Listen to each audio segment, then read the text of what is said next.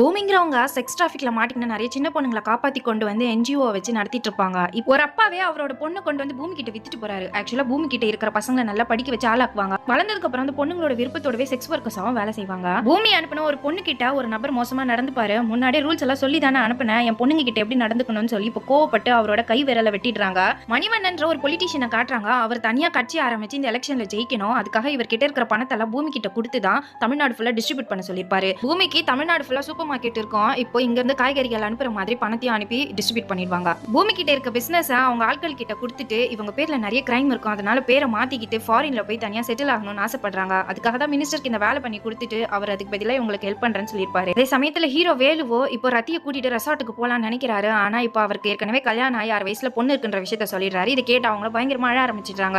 ஏன்னா அவங்களுக்குமே ஆல்ரெடி கல்யாணம் ஆயிருச்சுன்ற விஷயத்த சொல்றாங்க. இதை கேட்டு வேலுக்கே ஷாக்கிங்கா இருக்கு.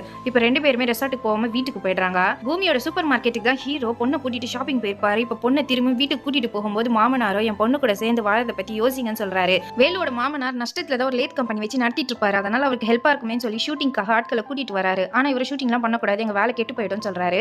ரதியா இப்ப ஹீரோக்கு கால் பண்ணி இன்னும் 2 மணி நேரத்துல நாங்க ஊரை விட்டே போக போறோம், அதுக்கு முன்னாடி உன்னை கடைசியா ஒரு தடவை பார்க்கணும்னு சொல்றாங்க. இப்ப ஹீரோவுமே இதுக்கப்புறம் உங்களை பார்க்க முடியாதுன்னு சொல்லி வருத்தப்படுறாரு. ரதி ஹீரோ கூட க்ளோஸா இருக்கணும்னு சொல்லி வீட்டுக்கு கூப்பிட்டுருப்பாங்க. அவரும் வந்துடுறாரு. ஹஸ்பண்ட் வரதுக்கு 2 ஹவர்ஸ் ஆகும், அதுக்கு முன்னாடி ப்ரொடெக்ஷன் வேணும்னு சொல்றாங்க.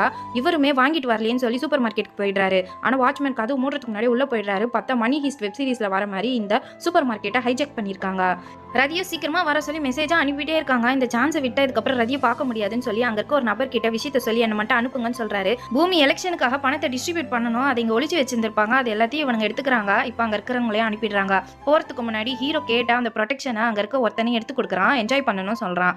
இப்போ ஹீரோவுமே ரதியை பார்க்கலான்னு போயிடுறாரு. ஆனா அதுக்குள்ள காலிங் பெல் அடிக்குது. பார்த்தா அவங்க ஹஸ்பண்ட் வந்துடுறாரு. இப்போ ஹீரோவை ஒளிச்சு வச்சுட்டு ஹஸ்பண்ட் உள்ள போனதுமே வெளியே போன்னு சொல்றாங்க.